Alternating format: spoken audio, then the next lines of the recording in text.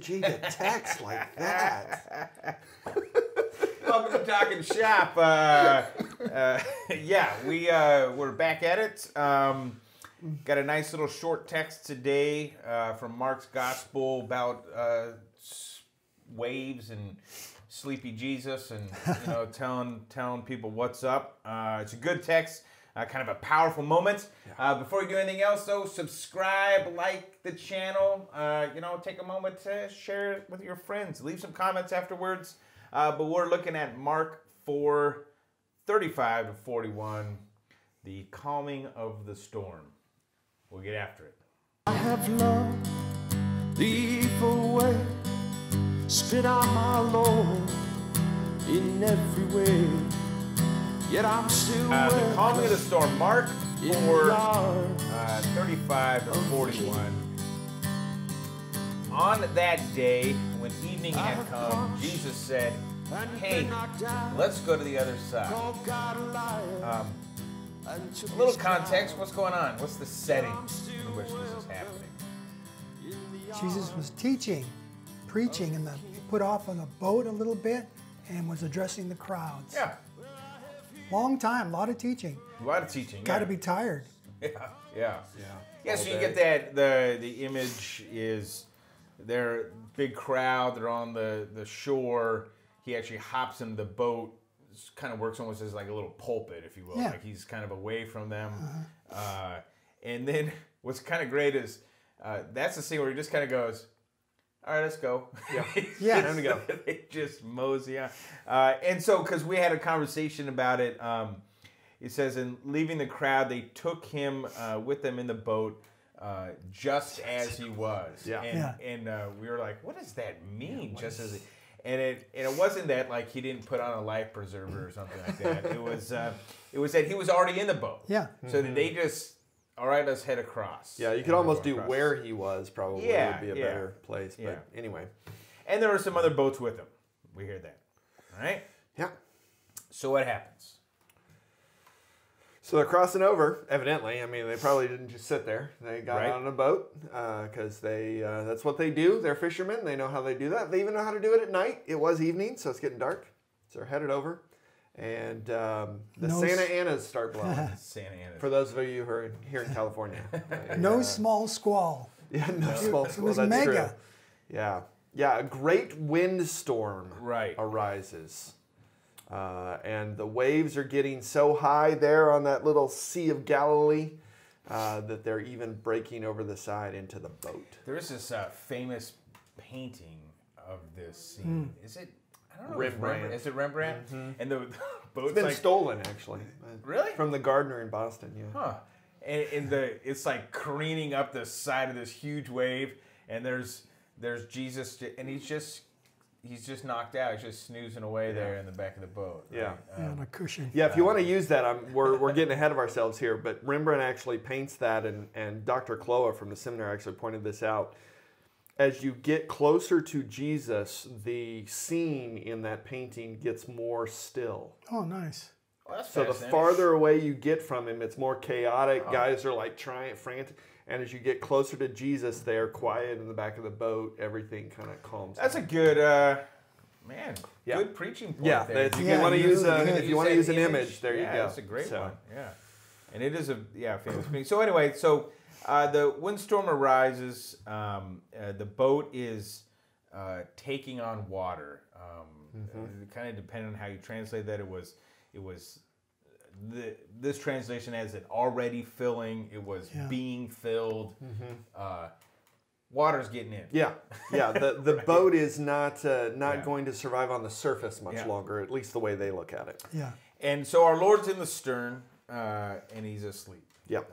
He's fast asleep. Yeah. Reminiscent of Jonah. This whole scene is supposed to pull you into the Jonah imagery of the great storm, and we'll hear a great fear later and all of those kinds of things. So, great calm. Yeah. Right. This is Jonah chapter 1. Yeah. Their question is, man, it's a great question. Sure is. What do they want to know? Do you not care that we are perishing? Yeah. That's like an existential question too. Sure. I mean, you can run with that a long time. Yeah. I mean, is that not what mankind feels? Everybody's dying. yeah. Where are we going on this rock in That's space? right. Yeah, if God is all powerful, why is there suffering, right? This Yeah, is, God, don't you care that mankind is perishing? Yeah, I think it's like as a preacher, you know, it's not this can get hyper focused. I mean, like you probably know members of your congregation who have uttered these words in some way. Sure. Right. Don't you care? Right. Like this is going on. Like where is God, or however they're going to express it. But this is a very real, very palpable, Big time. confession that people make. It's very. I think the Old Testament lesson that gets paired with this is actually Job, right? Yeah. Where God speaks out of the windstorm sort of thing. But that same kind of thing, this questioning of a God who seems to be asleep. Yeah, right. When chaos is breaking out all around, don't you care? Yeah. Isn't that what the atheists argue? If God is all powerful, he can't be all loving because of the problem of evil. Yeah, Right. yeah. I mean, if he's all loving, then he can't be all powerful because there's that evil still. Yeah. You know, so that's what you know. Yeah. And you know, to be fair to the disciples, these are not amateurs. These are professional fishermen Sure. who are out on the seas night after night, and they are now facing a situation that they believe is uncontrollable. And like so many questions that they ask, we're grateful that they ask this one. Because now Jesus gets to address this one. Yeah, that's true. That's true. Right. Yep. So, you know, what does he do? Jesus gets up and Starts the rebuking. Yeah. It's like it's not. I mean, it feels like, you know, when I have to rebuke my kids at night. Saturday I'm morning. trying to get some sleep. Yeah. You know. Yeah. This is almost. I mean, if you want to jump to other places, this is one of those where it feels like Jesus is having to do this work begrudgingly, right? Yeah, kind of like. Is he cranky, Jesus? I've had a long day of teaching. You guys should be able to handle this. You're professional fishermen. Yeah. Right? Yeah, so he gets up and he rebukes the wind and says to the sea, translations will vary a little bit, peace or quiet, calm, be still. He calls for it to stop. Yeah. Right? Right. Yeah. And what happens? And it stops, man. They obey him. The wind and the waves. Yeah. And as great as the windstorm was, now there is a great calm. Right. Except in Jesus, because he doesn't cease the rebuking at that point. Now he turns to the object of another rebuke. Interesting. Yeah. Interesting. Yeah, and so he turns to the disciples who woke him up and were so afraid. And what's his question? I mean, it's fairly straightforward, but what does he want from them? How fearful or cowardly or timid are you? Right. Is his question to them. It's kind of a And then rebuke of do fishermen. you not have, and we render this faith, but as I've told my people in Bible study, faith, trust, belief, all the same word in both Greek and Hebrew. So do you not have trust? Would be another way to say this. That's good. Yeah. Do you not have belief? Whatever you're gonna use. That's a good point. I think trust is probably a better one. I here. told you we're going to the other side. Yeah. Well, yeah, and so you get this. So the issue is the why are they afraid of the wind and the waves? And it's clearly because they're not trusting in who he is. Yeah. Right. Yeah. Or they're not believing. That's the heart of what he's driving down to, right? Yeah. And which is again going to reflect back on their first question of don't you care that we're perishing? It's almost like what do you think I'm here? This is about. Right? Well, there is another push that you could do on this, because the other side is a specific place on the Sea of Galilee. Mm-hmm. They're on the western side. On the eastern side is Gentile territory. It's the Decapolis. Yeah. And so, again, pulling on the Jonah commentary, they're headed into enemy territory. Jesus has just said, let's go over to where the uncleanness exists. Let's go over to where, if you're going to go into chapter 5 with this, which the lectionary doesn't, let's go over to where the demoniac. Thank you. Whatever that word is. Right.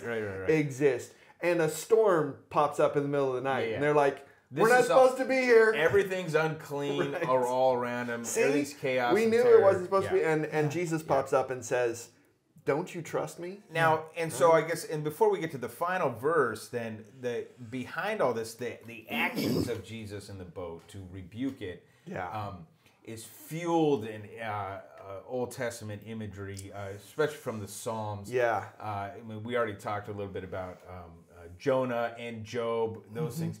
But in the Psalms, over and again, these are the characteristics of our God. Yeah. Who rebukes or calms the storms. Yeah. He does these things. And so he's just woken up in the boat, basically yelled at the wind and the waves, calmed them. He now yells at them, sort of, like, what is going on? Do you not get this? And their final question then, this is the heavy one, right? That hangs over, right? We had the great storm, the great calm. Now there's a great fear. Yeah. And the fear, I think it's explained in this question. What do they want to know? Or what do they, maybe they do know. Yeah. What are they pondering out loud? Yeah, I asked if this is a rhetorical question. By rhetorical, I don't mean that they already know the answer, but that the great fear comes from they're afraid. They know the answer. They're afraid of what the answer means. Yeah. What it might Right? be. So who is this? Who is this that even the wind and the sea obey him? Because they probably know that answer. Yeah, they've read the Psalms. They probably have the Psalms memorized and better than we do. that's terrifying. Because that means the guy in the boat with you is God. Yeah. Right. And what that means, it's got to be terrifying. I mean, this the whole thing is especially shocking. if you ask the first question, don't you care that we perish? So if you don't know the answer to that one, then that second question, who is this, is going to be terrifying. If you think God is worse than the storm for you instead of the God who's here with you and cares, then you're going to be afraid of that. Well, God. and now you've just realized, if you will, that you've rebuked God. Yeah. Right? I mean, you just said to the one who controls the wind and the waves, Do you care? Do you not care? Right. To which the answer is, and this is the great gospel moment, Yeah, it is. yes, he does. Yes, he does. Because he rebuked the wind and the waves. And in fact, you were with him the whole time.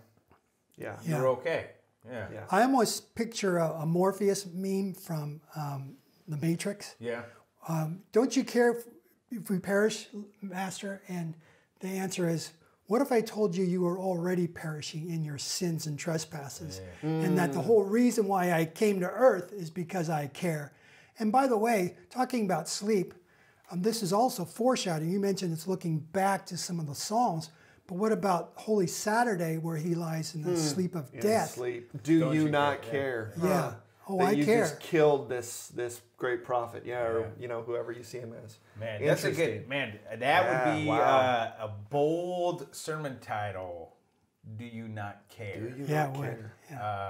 Because I think, in some ways, anyway, these are the questions, real questions that people are going to ask about their God, and we're terrified at times.